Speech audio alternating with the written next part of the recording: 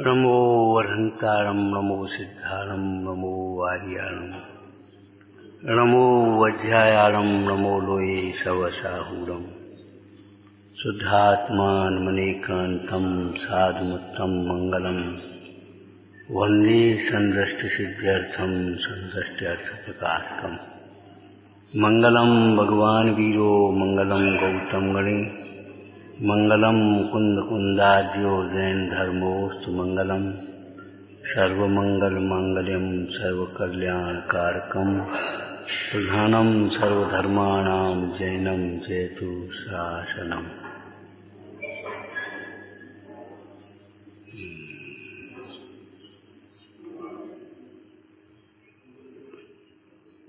आचार्य श्री कुंद कुंद विरचित सम्यसार जी परमाणु संबर अधिकार।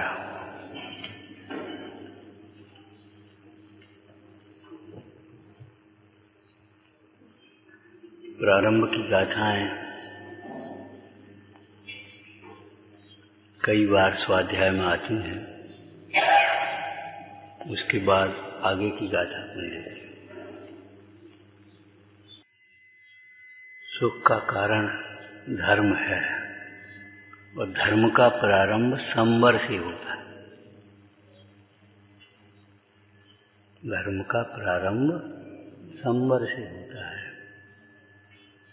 आश्रम बंध कर्म के अंतर्गत है और संवर नेजरा मोक्ष ये धर्म, अथवा संवर नेजरा को धर्म कहते हैं और मोक्ष धर्म का फल है।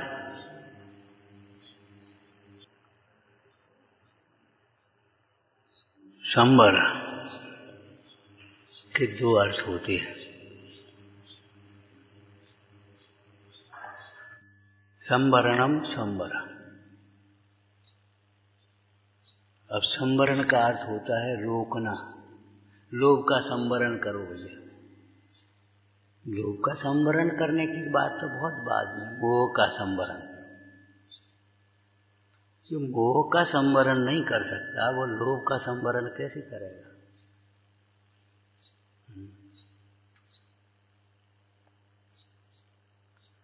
तो संवरण का अर्थ होता है रोकना।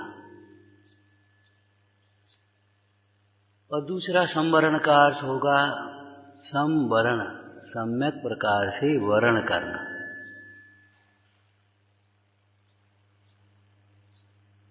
सम्यक प्रकार से वर्ण करना इस अर्थ में अस्थि आएगी और सम्यक प्रकार से रोकना ये नास्ति आया है।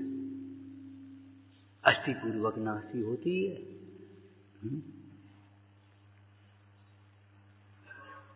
अब परिभाषा करने के लिए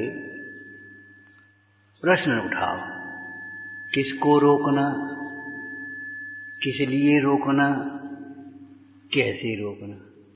परिभाषा बन जाएगी यार। किसको रोकना,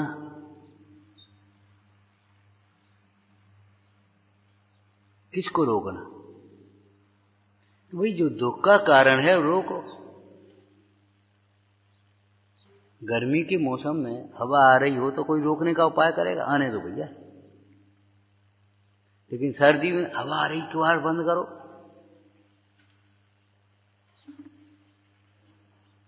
घर में अपने पिताजी आए, भैया आए, कोई रोकेगा? रोको नहीं। कोई ऐरा गैरा जो घर से विरुद्ध है, घर को लूटने वाला है, घर का भेद लेने वाला है, रोको, वहीं रोक दो। वो अमुक आया है, ठीक है, रुको, आते अभी, वहीं आते। और घर का सदस्य, घर का हितैषी है और विशेष रूप से पूज्य है, उसको कौन रोकेगा? पुरुषार्थ सूचक प्रयोजन परक कथन भी है रोकना। रोकने में कर्तव्यता मत लेना, और रोकने का मतलब जैसे आप समझते हो वे तो अपने आप रुक जाएंगे, अपने आप हो जाएगा, ऐसी लापरवाही और प्रमाद का पोषण भी मत करना। रुक जाने में सहजता, और रोकने का, रोकना जो शब्द है वो पुरुषार्थ सूचक। तो किसको रोकना? दुख के कारण को रोकना, उसे रोकना जिसके रोकने पर दुख अपने आप रुक जाए।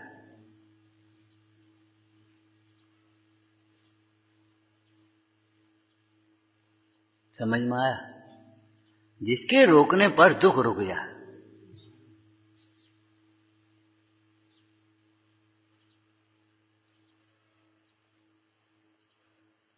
एक व्यक्ति रोगी है और संक्रमण वाला रोग है उसे, भाई यहां नहीं बाहर। भाई व्यक्ति आएगा तो फिर रोग आएगा,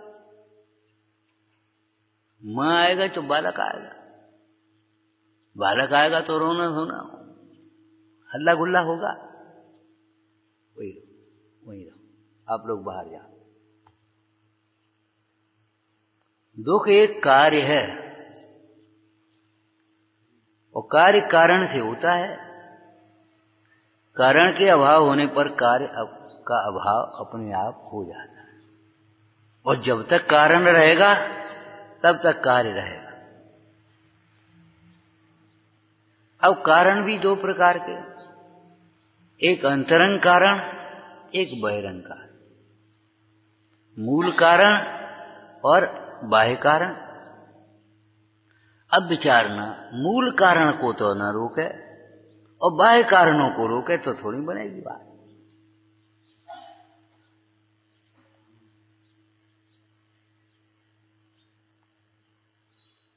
तो ये पहचानना पड़ेगा कि दुख का मूल कारण क्या है।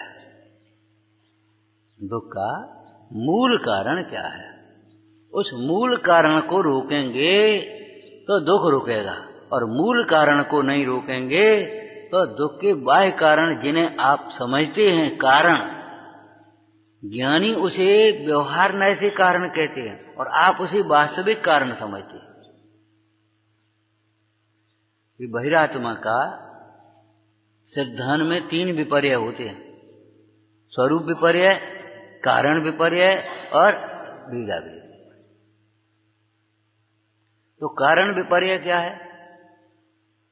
मूल कारण को तो नहीं जानता और बाह्य कारणों को ही कारण मान लेता, और बाह्य कारणों को रोक दिया, चाहे उन्हें हटाया चाहे उनसे स्वयं हट गया। क्या होगा? क्या होगा?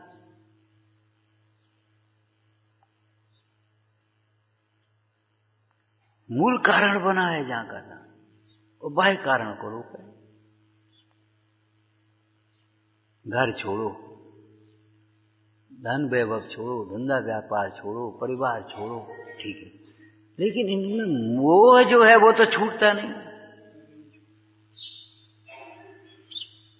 मोह मूल कारण है। उस मोह को छोड़े बिना इन सबके छोड़ देने पर भी दुख का अभाव नहीं होता, दुख नहीं छूटता। परिवार आपका बहुत दूर है और मोह है, सो परिवार की चिंता यहां लगी।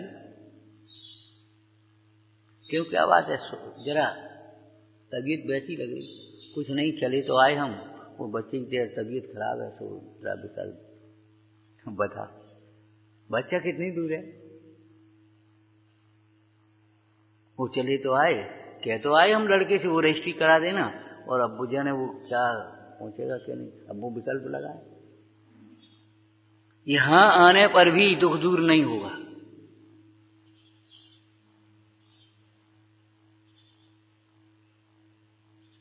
प्रवचन सार जी के पहले अधिकार में ये 79 गाथा था, 1 इस बात की चर्चा की, मोह दुख का कारण है, ये बात समझ में आ जाना चाहिए।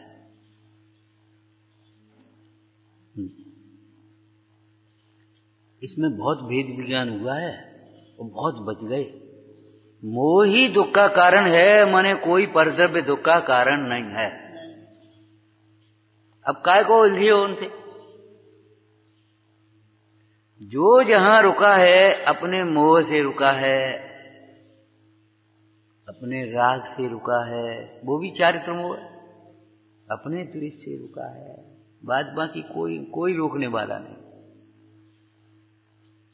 और मोह नहीं छूटता है, बाल बच्चे सारा कार्य संभाल लेते तो अभी आप नहीं निकल पाते।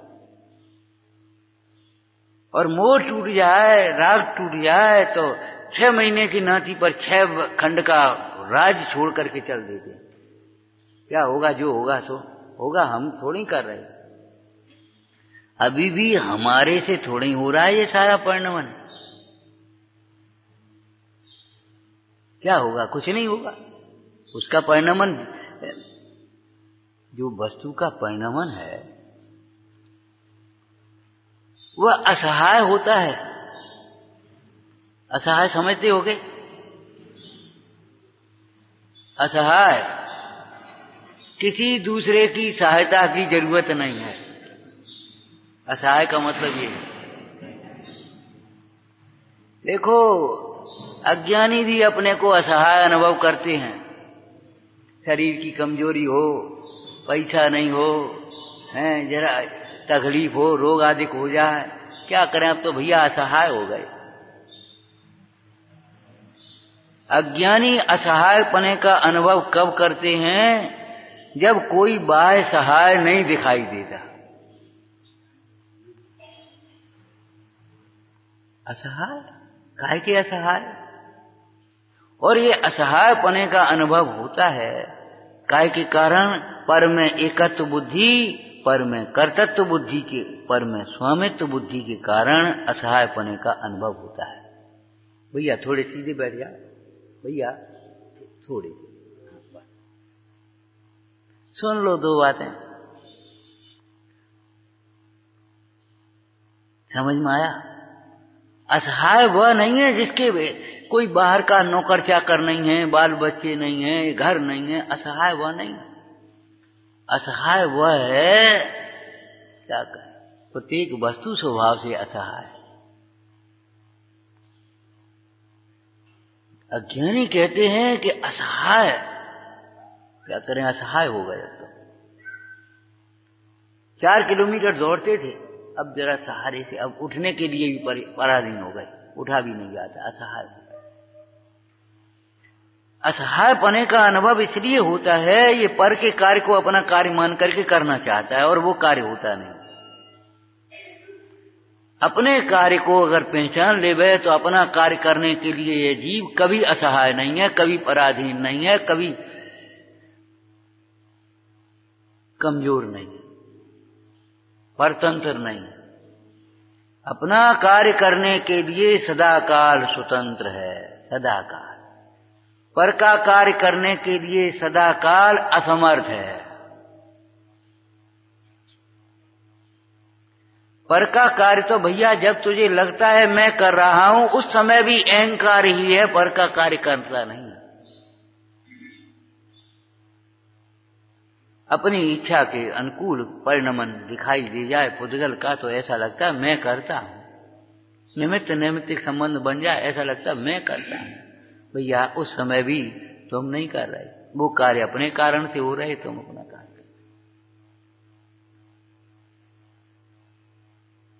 हूं स्वतंत्र।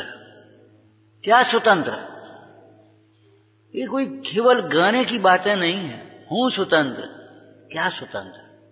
अपना कार्य करने के लिए सदा काल स्वतंत्र है, ध्यान रखना।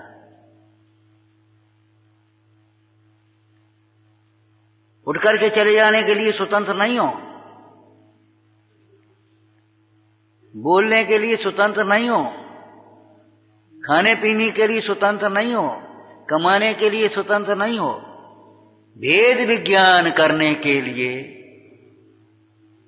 आत्मानुभव करने के लिए, अपनी आराधना करने के लिए सदा काल स्वतंत्र। जो अटका है, जो रुका है, केवल अपने मोह से, कोई रोकने वाला नहीं। तेरे ज्ञान का, दर्शन का, सुख का, प्रभुता का, आराधना का, मोक्ष मार्ग का, शब्द कुछ भी कह लो, घात करने वाला है तो केवल एक मोह।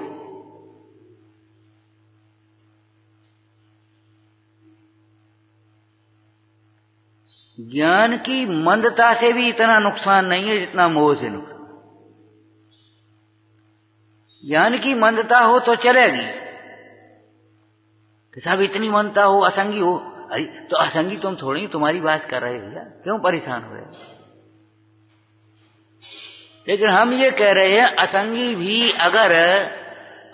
भी इतना पाप नहीं बांधता जितना संगी और मोह की तीव्रता वाला बांधता है। क्योंकि असंगी विचार ही तो नहीं कर पाता, कोई बात नहीं, लेकिन संगी तो वो मोह की तीव्रता में विपरीत विचार करता है। क्यों? असंगी जीव किसी का बुरा विचारता है? बोलो,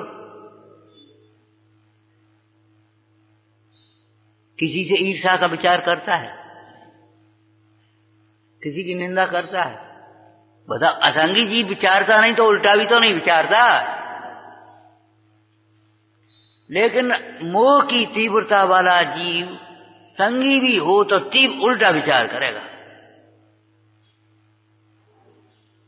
और ये बात आप बिल्कुल भली प्रकार जानते होगे, न चलने वाला उतना घाटे में नहीं है जितना विपरीत चलने वाला। न चलने वाला कम से कम वहीं खड़ा है। मंद रूप से चलने वाला थोड़ी देर में पहुंचेगा, लेकिन विपरीत चलने वाला तो कभी नहीं पहुंच पाएगा, लक्ष्य से दूर होता जाएगा।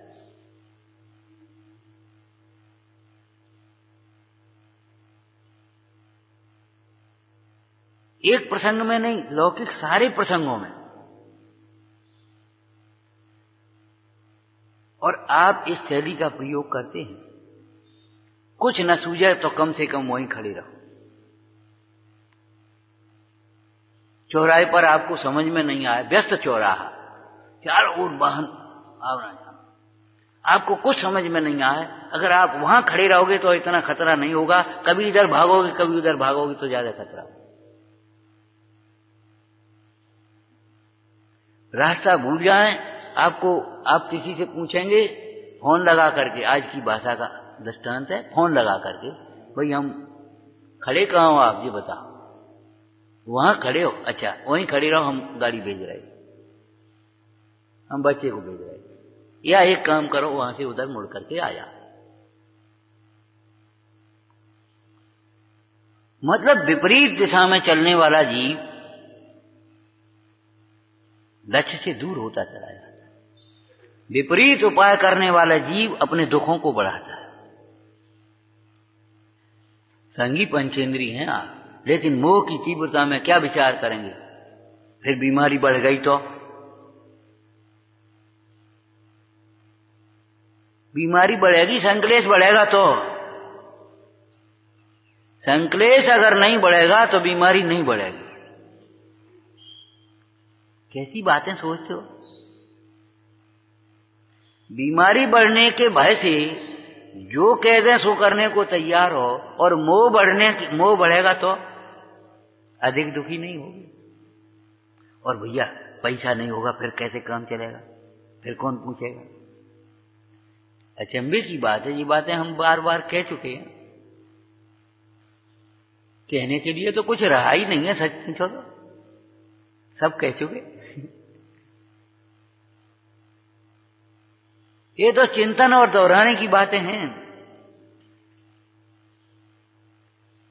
कौन पूछेगा पैसा के बिना, ये आप सोचते हो, और पूजा बिना पैसे वाले की करते हो।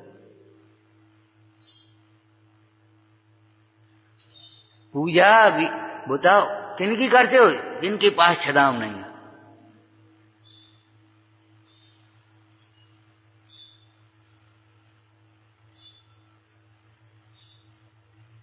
विचार करो, कौन पूछेगा? पैसा नहीं होगा तो फिर कौन पूछेगा, इसलिए पैसा कमा लेना चाहिए। लेकिन ज्ञान नहीं होगा तो कैसे सुखी होंगे? क्या काम आएगा? ये पैसा तो यहीं रह जाएगा। इसलिए तत्व ज्ञान का अभ्यास करना चाहिए। यहां नहीं, ये नहीं सोचेंगे पैसा नहीं होगा तो कौन पूछेगा।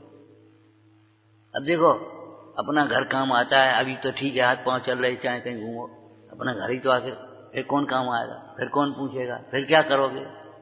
मैंने इस प्रकार की विपरीत विपरीत सोचा चलते हैं, बस वो विपरीत दिशा में चला जाता है। इसलिए अपना एक घर बना लेना चाहिए। हम ये कहते मोह नहीं छूटता, वेश बदल जाता है, क्रिया बदल जाती हैं, स्थान बदल जाते हैं, और फिर काम वही अपना एक क्वार्टर बना लो, अपना एक मठ बना लो। अरे अपना को पहचान लो, ये काम कौन है। नहीं नहीं, वो तो ठीक है, वो तो होता रहेगा। एक संकल्प ये नहीं बनता, अपने को पहचान लो, अपना घर पहचानो, अपना घर बना लो, अपना पैसा कमा लो, अपना फंड बना लो। अरे जो तेरे से भिन्न है वे अपने कैसे हो सकते हैं।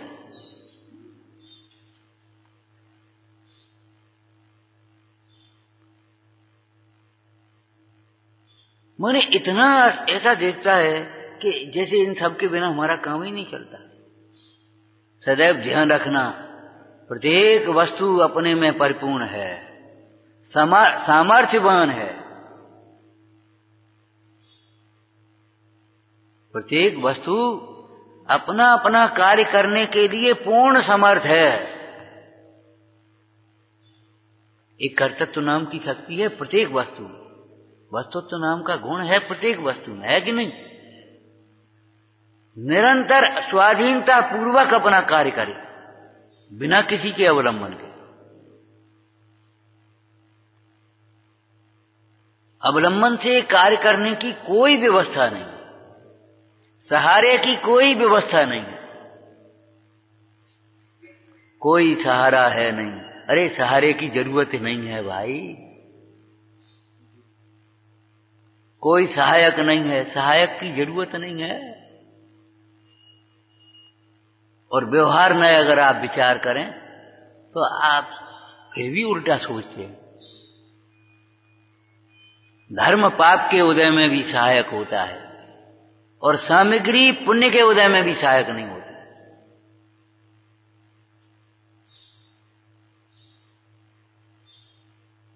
आपका घर है, भरा पूरा परिवार है, खूब धन वैभव है, ऊंचा पद है, 10-20 नहीं हजारों लाखों लोग तुम्हारे सामने हाथ जोड़े खड़े हैं, लेकिन आपकी वेदना को बांटने में समर्थ नहीं है।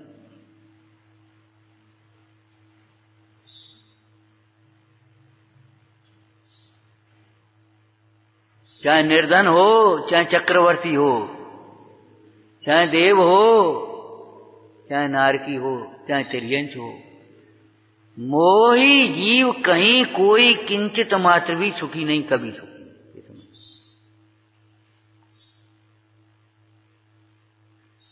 लाखों देव, इंद्र कितना शक्तिशाली, कैसा वैभव, और फिर भी लाखों देव मिलकर के उस आयु पूरी हो जाए तो इंद्र को क्या करेंगे बोलो। उनमें जो सम्यक दृष्टि देव होंगे वे यही संबोधन करेंगे, हे स्वामिन आयु काल का अंत आ रहा है, माला मुरझा गई, तुम मत मुरझाओ। माला मुरझा गई, माला ही तो मुरझाई, तुम क्यों मुरझा रहे हो। माला से तुम्हारा क्या संबंध, इस देव पद से तुम्हारा क्या संबंध, तुम गायक भाव हो चैतन्य भगवान। देखो भगवंतों के सामने आ जाओ, अकृत्रिम जिनालय में भगवंतों के सामने आ जाओ, देखो इस शांत मुद्रा को, देखो अपने आत्मस्वरूप का स्मरण करते हुए बड़े आनंद से देह छोड़ो। इतनी खुशी होना चाहिए जैसे जेल से निकलते हुए खुशी हो रही है। अरे मनुष्य पर्याय में जाएंगे और रत्नत्रय की आराधना पूर्ण करके परम साध्य को प्राप्त करेंगे, काय को दुखी हो रहे।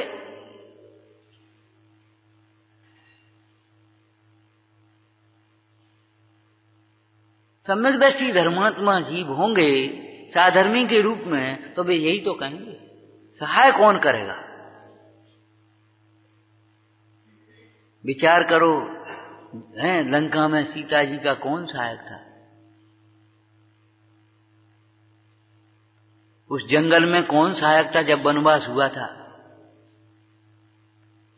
अरे अग्नि का कुंड खड़ा है सामने, अग्नि का ऐसा कुंड। एक बार को राम भी कब गए, चार मोह का ऐसा राम भी कब गए। ओहो, इस अग्नि से कौन बचेगा? सीता अग्नि, अच्छे क्या जाने सील कुशील की परिभाषा, मैंने क्या दिया, अब क्या करूं? जब लोग रोक रहे थे तब मानी नहीं। चुप रहो, क्या कहते हो? उस दिन तुम्हें ही लोग दोष लगा रहे थे, आज कह रहे हो नहीं नहीं रहने दो, सीता निर्दोष है। उस दिन तुम्हें ही लोग तो कह रहे थे, अब तो सीता अग्नि परीक्षा दे। एक बात, लेकिन निशंक है तो कौन? राम भी निशंक है, ध्यान रखना, सहायक सम्यक दृष्टि है, तद्भव मोक्षगामी है श्रद्धा की अपेक्षा। लेकिन सीता जी क्या कहें, आचरण में भी निशंक है।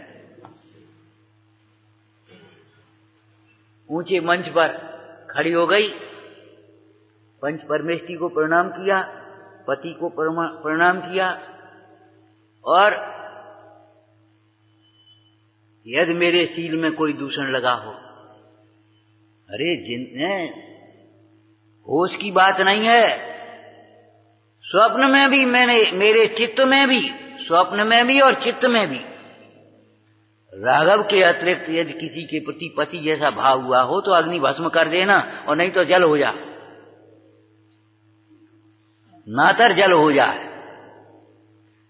हे भगवान लाज रखियो, बचियो, अब तुम्हारी हो और तो कोई है नहीं। अब ये गिड़गिड़ाना दीनता नहीं होती सम्यक दृष्टि जीवन।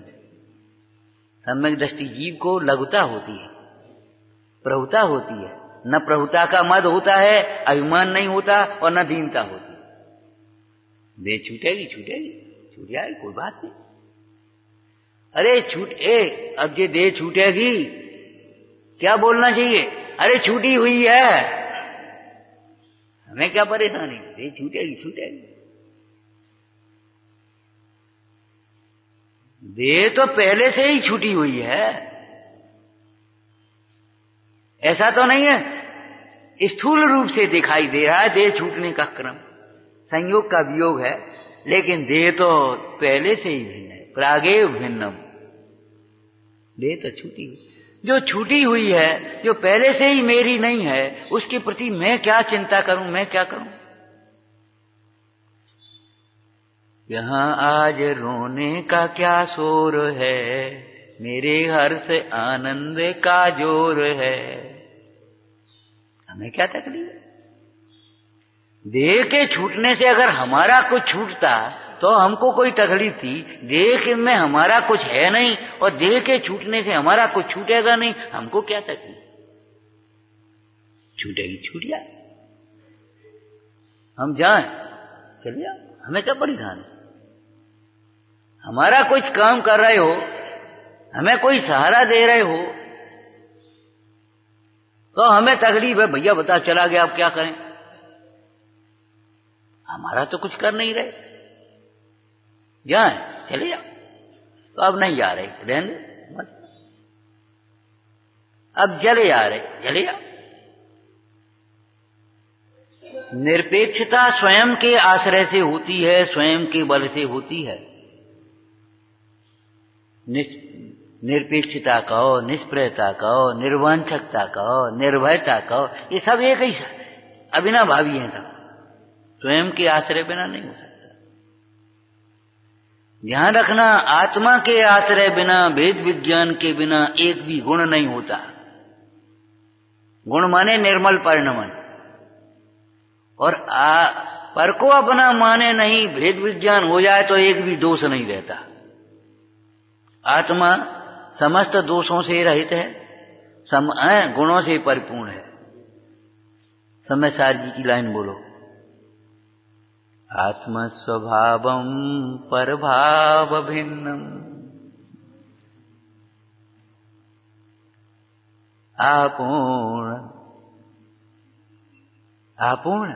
आपूर्ण तो समझते होगे, अपनी मर्यादा में ही भली प्रकार से पूर्ण, ऐसा पूर्ण जिसे कोई खाली नहीं कर पाए।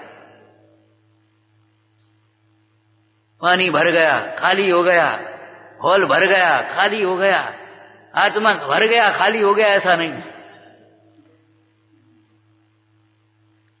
बाहर से आने की और बाहर कुछ जाने की कोई व्यवस्था नहीं।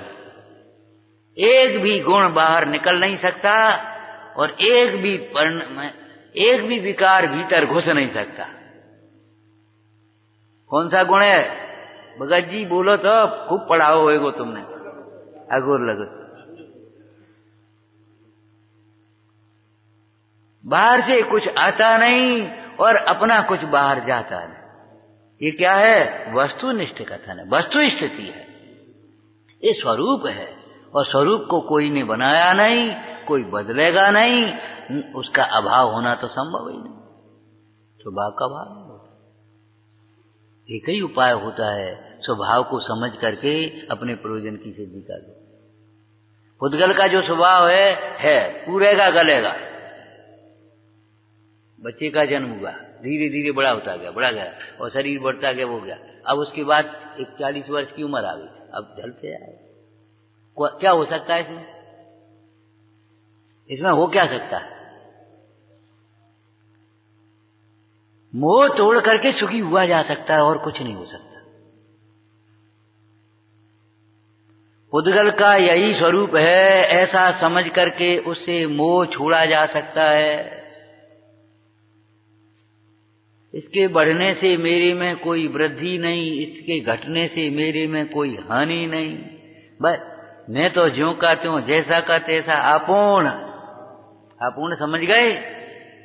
जिसे किसी ने पूर्ण नहीं किया है, बाहर से कोई पूर्णता नहीं आई है, और जिसमें कोई कमी भी कभी नहीं आने वाली। अपूर्ण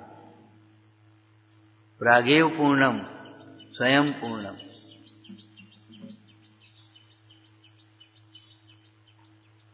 गाते हो गया, मैं हूं अपने में स्वयं पूर्ण। अध्यात्म हो गया, आगम सब हैं अपने में।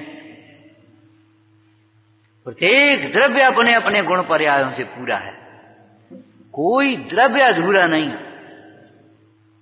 अरे द्रव्य की बात करते हो, एक गुण भी अपने में पूरा है, एक पर्याय भी अपने में पूरी है। कोई दृष्टांत दिया था, याद हो तो बताओ भैया। व्यवस्था हो गई? अरे व्यवस्था तो हो गई। व्यवस्था तुम और हम करने वाले थोड़े ही हैं, ये व्यवस्था है मति की, हैं? हाँ भैया, क्या कह रहे? कहा था ये शास्त्र पूरा है क्या अधूरा? एक एक अध्याय पूरा है कि नहीं पूरा? आज कर्ता कर्म अधिकार पूरा हो गया, आज संवर अधिकार पूरा हो गया, आज नजरा अधिकार पूरा हो गया। पूरा का शब्द प्रयोग करते हो?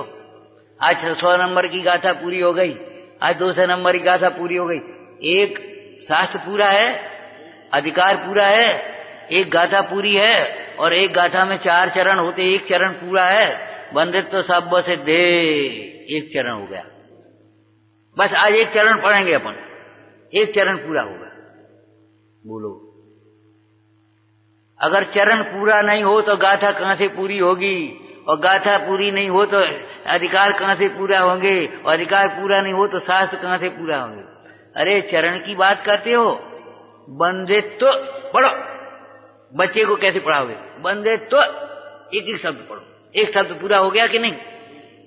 बोलो, याद हो गया? बोलो, बंदित्व, बंदित्व। अब एक एक शब्द ही तो पढ़ाओगे, और उसको गाथा पूरी पढ़कर सुना दो तो कुछ नहीं समझ पाएगा, पढ़ ही नहीं पाएगा। प्ले ग्रुप का बच्चा कैसे पढ़ पाए? एक एक अक्षर पढ़, तो एक शब्द भी पूरा है कि नहीं? और उसमें एक एक अक्षर भी पूरा है। आ, बोलो आ, ई, उ, एक अक्षर है कि नहीं?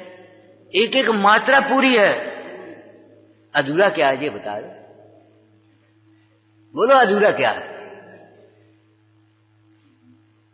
दूसरा दृष्टांत बताया था आपको, बताओ। ये शरीर है, पूरा है, और ये हाथ कैसा है? और ये हाथ कैसा है? ये पंजा जिसको कह देते हैं, और ये उंगली, और ये पूरा। अधूरा क्या है ये बता दो। विश्व में अधूरा कुछ है ही नहीं। तेरे मोह के कारण तुझे अधूरापन दिखता है,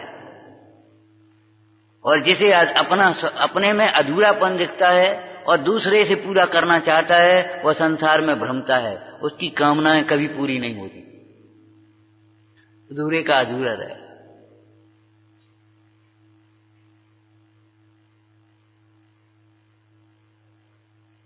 जहां से शुरुआत की वहीं पूर्णता आएगी। अपनी पूर्णता अपने में देखो, बस पूरा करने की कोशिश मत करो। तुम क्या करोगे पूरा? प्रत्येक द्रव्य, प्रत्येक गुण, प्रत्येक पर्याय हे अपने अपने में परिपूर्ण है।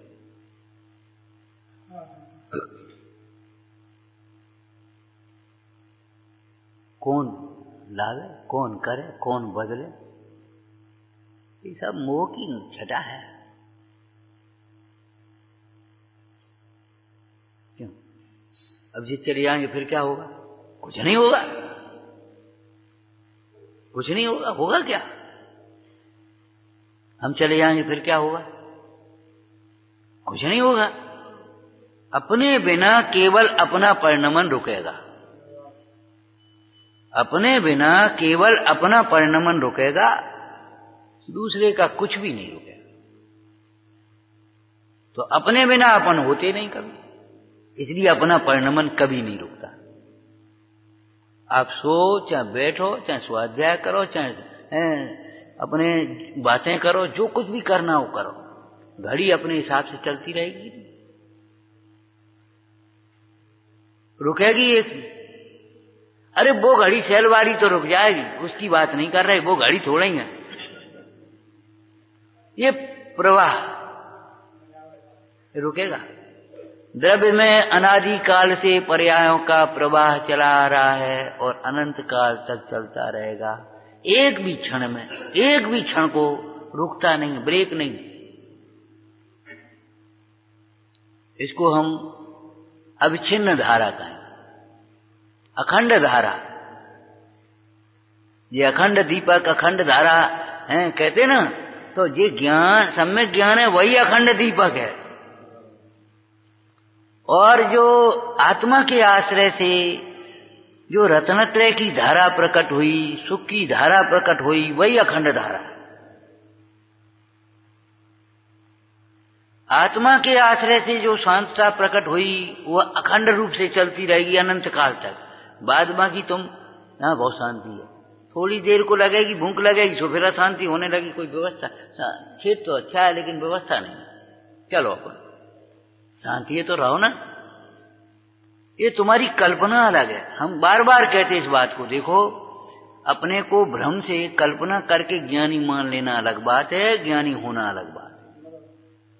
कुछ साहस पढ़ लिए, श्लोक याद हो गए, बढ़िया बोलना आ गया, अपने को ज्ञानी मान लिया, सब लोग कहने लगे। और पंडित जी, पंडित जी, पंडित जी, पंडित जी ने समझ ली हम पंडित जी हो गए। भैया पंडा बुद्धि जब तक नहीं है, भेद ज्ञान की बुद्धि जब तक नहीं प्रकट हुई, तब तक पंडित जी कैसे हो गए? ये तो बता। पंडित जी है, आप पंडित जी हो ना? हाँ साहब, बस खुश हो गए, बोले कुछ नहीं लेकिन खुश तो हो गए। पंडित जी हैं, पंडित जी हो तो बताओ, समय सार की 80वीं गाथा कौन सी है? वो बहुत दिन से दोहराई नहीं, अभी आप देख के बताते, कोई बात नहीं। या तुमको याद है तो तुमने सुना दी। समय सार में कितनी गाथाएं हैं? साहब नियम सार में कितनी गाथाएं? कौन कौन स्वामी के कितने ग्रंथ हैं? अनुयोग कितने होते हैं? कर्म कितने होते हैं? सम्यक दर्शन के कितने अंग हैं? सब आपने सुना दिया। वाह शाबाश, बहुत अच्छी बात, बहुत बढ़िया। ज्ञान तो बढ़िया, अभ्यास तो तुमने अच्छा किया है। आपने भी मान लिया बढ़िया, सामने वाले ने भी बढ़िया कह दिया। लेकिन जी बताओ, पंडित जी हो तो समय सार में क्या है, गोमठ सार में क्या है, नियम सार में क्या है, श्रावकाचार में क्या है, पद्म पुराण में क्या है, ये तो तुमने जाना। तुम्हारे में क्या है ये तो बताओ भैया। समय सार में क्या है ये तो यहाँ शुद्ध नैतिक प्रधानता से कथन है, 9 तत्वों का कथन किया गया है, शुद्धात्मा एकत्व भक्त आत्मा की चर्चा की है, गौमठ सार में कर्म आदि की चर्चा है, जीव समाज गुणस्थान मार्गणा की चर्चा है, तो लोक सार में 3 लोक की रचना। वे तो सब हो गई, तुम्हारे में क्या है बता।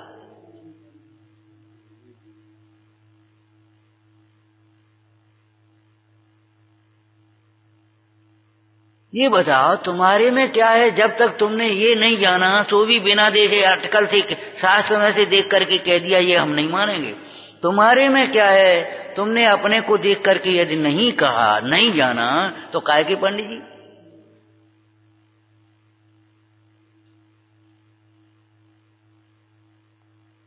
बड़ी शान से दिखाने लगो, ये हमारे मामा का घर है, ये हमारे चाचा की गाड़ी है, ये हमारे फलाने की फैक्ट्री है, ये हमारे पड़ोसी का बिल्डिंग है, ये हमारे फलाने। तुम्हारा क्या है?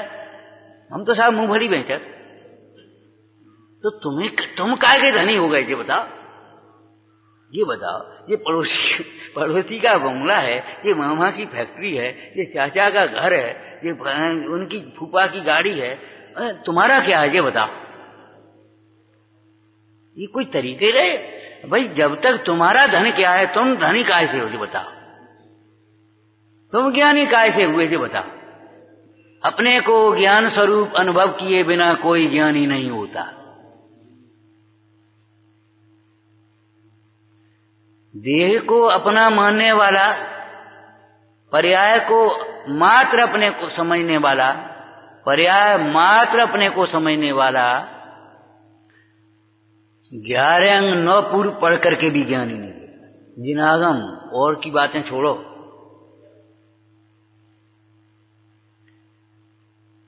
जिन्हें जिनागम की पता नहीं है, जिनागम का ही अभ्यास नहीं करते, अथवा अध्यात्म से अरुचि लगते, उनके ज्ञानी होने की बात तो बहुत दूर है। लेकिन हम तो ये कह रहे हैं, सारे शास्त्रों का अभ्यास करने के बाद भी यदि अपने को ज्ञान स्वरूप अनुभवता नहीं है तो काय से ज्ञानी हुआ। ये आप कह रहे हो, हम नहीं कह रहे, हम भी कह रहे हैं। बोलो क्या कहना, पूछो। हम जिम्मेदारी से कह रहे, हम ये नहीं कह रहे इसमें लिखा है, कह रहे अपने को आप रूप अनुभव किए बिना, ज्ञान रूप अनुभव किए बिना कोई ज्ञानी नहीं होता। क्या मतलब हुआ? भ्रम से ज्ञानी मत मान लेना अपने को आप रूप अनुभव किए बिना। क्या हम ज्ञानी हो गए सो दुनिया को समझाने की चेष्टा करने लगो। ये बड़ी बीमारी होती है, ज्ञान का मद है। ज्ञान के मद का ही प्रभाव समझ लो, स्वयं समझने की चेष्टा न होना, जो समझा है उसे प्रमाणित न करना और दूसरों को समझाने लगना, ये ज्ञान का मद है, ज्ञान नहीं है, ध्यान रखना।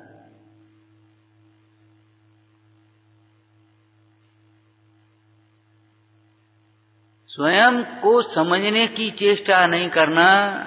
लौकिक क्षेत्र में भी वो विषय स्वयं नहीं समझने की चेष्टा, दूसरों को समझाएंगे, और जो समझा है उसे प्रमाणित नहीं करेंगे, गलत समझाएंगे।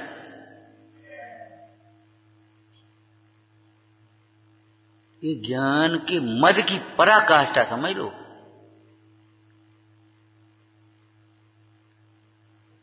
अपने को जिसने आगम के अभ्यास से भी नहीं समझा, गुरुओं के उपदेश से नहीं समझा, युक्ति से निर्णय करके नहीं समझा, वह तो ज्ञानी होने का पात्र भी नहीं। वह तो फालतू की ईर्ष्या द्वेष में लगा रहेगा। या की बुराई बाकी भलाई, ये पढ़ लो, ये कर लो, ये बस। भ्रम से ज्ञानी मानने वाला बहुत खतरनाक, बहुत अज्ञानी से भी ज्यादा पाप बांधता है। जैसे कहा था ना, असंगी से भी ज्यादा पाप बांधेगा संगी होकर के भी विपरीत विचार करने वाला। वो विचार तो नहीं कर रहा, विपरीत तो नहीं कर रहा, और आप तो संगी हो गए सो विपरीत विचार कर रहे। झूठा उद्यम लोग करत हैं, या मैं निस दिन घाटी। झूठा उद्यम माने झूठे विचार करते हो, झूठी मान्यता है, झूठा ही ज्ञान है, झूठा ही आचरण है। और आचरण में तीनों भेद कर लेना। झूठे ही विचार होते हैं, झूठे ही चर्चाएं करते हो और झूठी ही क्रियाएं करते हो। मैं आत्मा हूं, झूठी चर्चा है कि सही चर्चा है? सही चर्चा है। लेकिन सुनो, अगर अभिमान से फालतू से वैसे ही करते हो हम तो आत्मा है और भीतर में समझ रहे थे, तो झूठी है चर्चा, तुम्हारी चर्चा भी झूठी। कसाय गर्भित वचन को असत्य वचन कहते हैं। आत्मा हो तो उसमें अभिमान, ये बता अभिमान का, अभिमान की जरूरत क्या है? और एक बात, दूसरी बात हम कहते तुम आत्मा हो, कौन हो? हैं आत्मा, मैं आत्मा हूं, बोलो। अरे बोलने की बात है ये कोई? आत्मा बोलता है? आत्मा हूं, ये तो स्वानुभूत्या चकाश थे, मंगलाचरण है। क्यों भाई?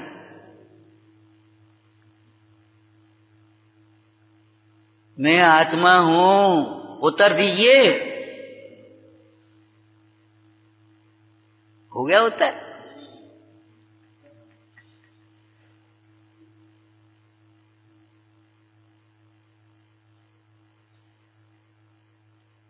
अरे गुरु महाराज की तो कहने की एक करुणा है, तो मजबूरी समझ लो, निमित्त निकल गया तुम्हारे भाग से। लेकिन तुम्हें तो उसे प्रमाण कर लेना चाहिए। दर्शाऊं तो प्रमाण कर। आगम के अभ्यास से, गुरु के उपदेश से, युक्ति के अवलंबन से जो अपने को आत्मा नहीं जानता वह तो अज्ञानी होने का पात्र भी नहीं। जिनागम के अभ्यास से नहीं जानता आत्मा, वैसे आत्मा नास्तिकों को छोड़कर सब आत्मा मानते। अगर आत्मा हो तो बताओ कैसे आत्मा हो? क्या सूना आत्मा होता है? आत्मा आत्मा बस अकेला सूना होता है? अनंत गुण पर अनेकांत आत्मा का आत्मा होता है। अनंत धर्मात्मक आत्मा है। ज्ञानमय आत्मा है कि नहीं है? और ज्ञानमय नहीं है ऐसे आत्मा को क्या करोगे? और आनंदमय आत्मा नहीं हो तो आत्मा को क्या करोगे?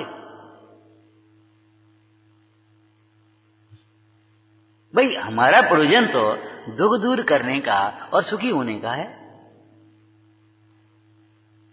और तुमने कोई आत्मा कितने लोग कहते हैं? अजीब अधिकार के प्रारंभ में पढ़ लेना, जीव अजीब अधिकार में है ना 39 गाथा थे। अंत में क्या लिखा है? 8 प्रकार तो कह दिए। दुर्विद और यों ही समझता कुछ नहीं है, यों ही। बहुत लोगों की आदत होती है अप्रामाणिक बोलने की, पता नहीं है और तो भी वो उन्हें किया होगा। तो हमें मालूम नहीं तो काय को कह रहे बिना किया होगा। लेकिन वो कुछ न कुछ बोलना है। दुर्बुद्ध यों ही और बहुविध आत्मा पर को कहे वे सर्व नहीं परमार्थवादी। अब परमार्थवादी नहीं है तो कौन है बताओ? जो परमार्थवादी नहीं है वह व्यवहारवादी भी नहीं होता, वह मिथ्यावादी होता। परमार्थ के ज्ञाता प्रयोजन बस देह को आत्मा कहते हैं, वो व्यवहार का कथन है। अरे परमार्थ दृष्टि बिना व्यवहार कैसा? नियत साफ हो तब तो तुम्हारी हंसी है और नहीं तो खुशील है। हंसी का हम तो हंसी कर रहे थे। अगर नियत साफ है और तुमने उठा ली कोई चीज तो ठीक है, कोई बात नहीं, हंसी कर रहे थे हम तो समझा रहे थे। लेकिन अगर नियत साफ नहीं है तो चोरी है।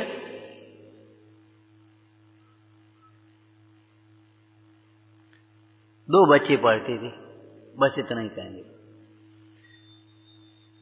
और दो क्या, बच्चे तो बहुत पढ़ते ही है और छात्रावास में 3-3, 4-4 बच्चे रहते ही, एक ही कमरे में, कोई दिक्कत नहीं। एक मित्र था, तो मित्र तो होंगे ही, सहपाठी होंगे तो लापरवाह दूसरे लड़के ने उसे बार बार समझाया, देखो तुम चाहे कोई चीज चाहे कहीं छोड़ देती हो, अच्छी बात नहीं है।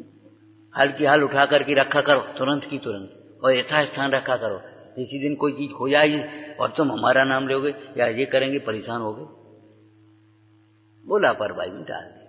एक दिन जो तीसरा मित्र था उसके घर पर कोई घटना घट गई होगी, तो उसने कहा भैया हम घर जा रहे हैं और ये हमारी जेब में 10,000 रुपये धरे, गड्डी धरी है, ये काम जो तुम धर ले, अब रास्ता में हम कहाँ ले जाए, रात की गाड़ी जा रहे, ये यहीं कर ले।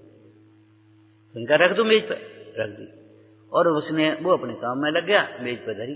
तीसरा लड़का जो बार बार समझाता था वो गड्डी उठा ले गया। काय के लिए? सिखाने के लिए, सावधान करने के लिए कि तुम मानते नहीं हो, देखो ऐसा तो मानो, गड्डी ले गया। अब बेचारे को घबराया, गड्डी नहीं, अब क्या करें, मार गई। अब ये 10,000 गड्डी हम देंगे कहां से? दिमाग खराब उसका, ये गड्डी देंगे कहां से हम?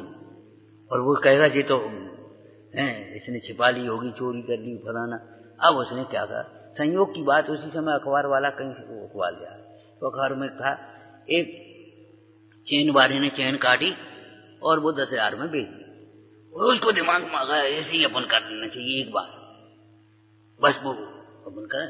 तो चल दिया तो कागज पकड़ के चेन थोड़ी और पकड़ करके भगने लगा। सो 4 लोगों ने पकड़ लिया। नया एक्सपर्ट तो था नहीं, चोर तो था नहीं, पकड़ लिया, क्या करे, पकड़ लिया। सो पुलिस ले गई थाने में। बोल आज तक इतनी नगर में चेनें टूटी हैं, ये घटना हुई है, किसने की? बता जल्दी। और इसी ने की होंगी, किसी ने की हो।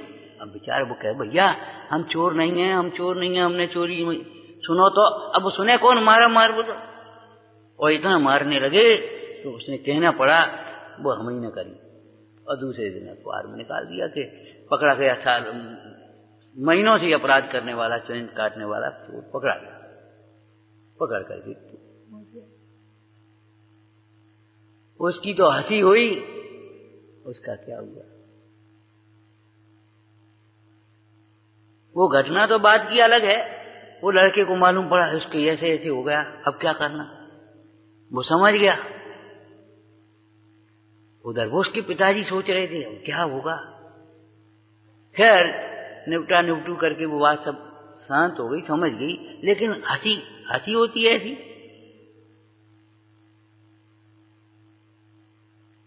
हंसी में भी किया गया पाप ही है, ध्यान रखना।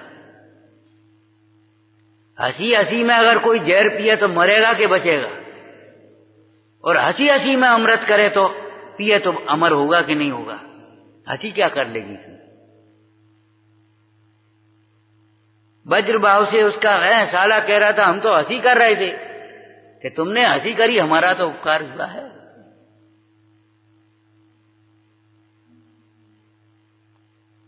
विचारना आत्मा कैसा आत्मा है, जैसा बौद्ध मत में कहा है तैसा आत्मा है? क्या क्षणिक रूप आत्मा है? क्या कूटस्थ आत्मा है?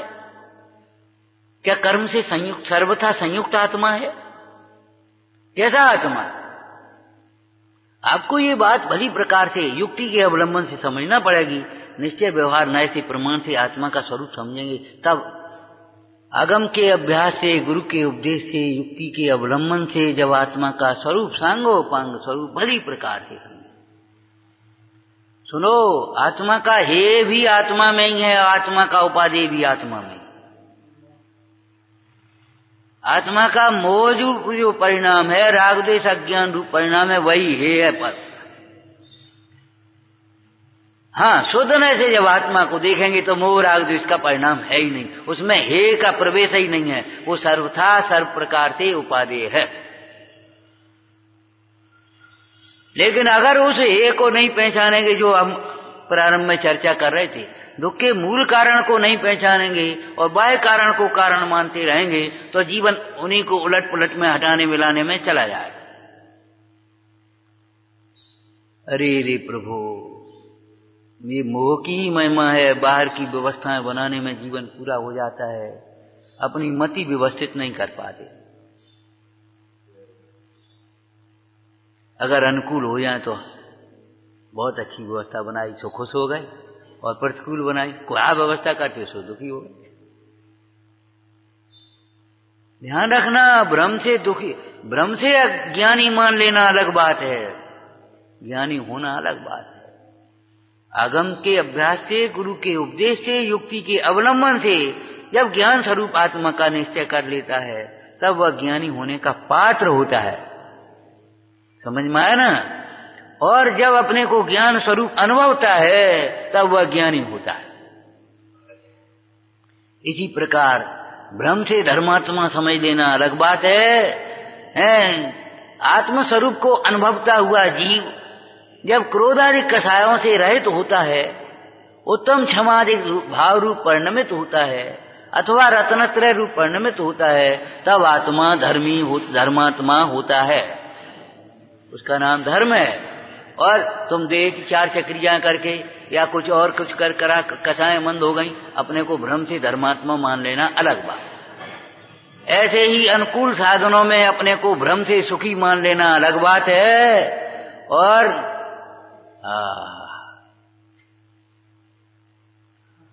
सबसे निष्प्रय होकर के अपने स्वरूप का अनुभव करते हुए सुखी होना अलग बात।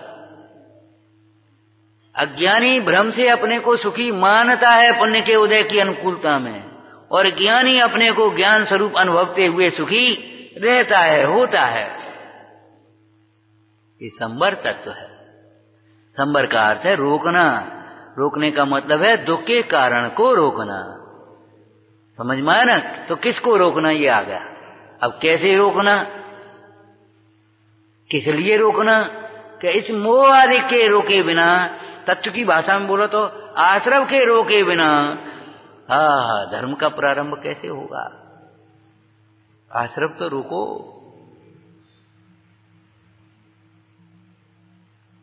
निर्जरा क्या करेगी? 4 जाएं और 10 आएं, 4 जाएं और 10 आएं, खाली कैसे होगा। पुराने कर्म गए नए कर्म आए, पुराने कर्म गए नए कर्म आए। ये जीव निष्कर्म कब अवस्था को प्राप्त कैसे हो पाएगा। संवर पूर्वक निर्जरा ही मोक्ष का कारण है। संवर बिना की निर्जरा क्या कारण। निज काल पाए विधरना तासों निज काज न करना। संवर अधिकार की गाथा अपन स्वाध्याय में बांटेंगे। जो योग्यता होती है वही होता है। हमने कहा द्रव्य संग्रह विधान चल रहा, चलो द्रव्य संग्रह का स्वाध्याय करते हैं। समझदार का मन हो, कोई दिक्कत नहीं। हे जिनवाणी भारती तो ही जपो दिन रैन, जो तेरी शरणा गए सो पावे सुख चैन। या वाणी के जानते सूझे लो कालो, तो वाणी में सदा जेत मुझ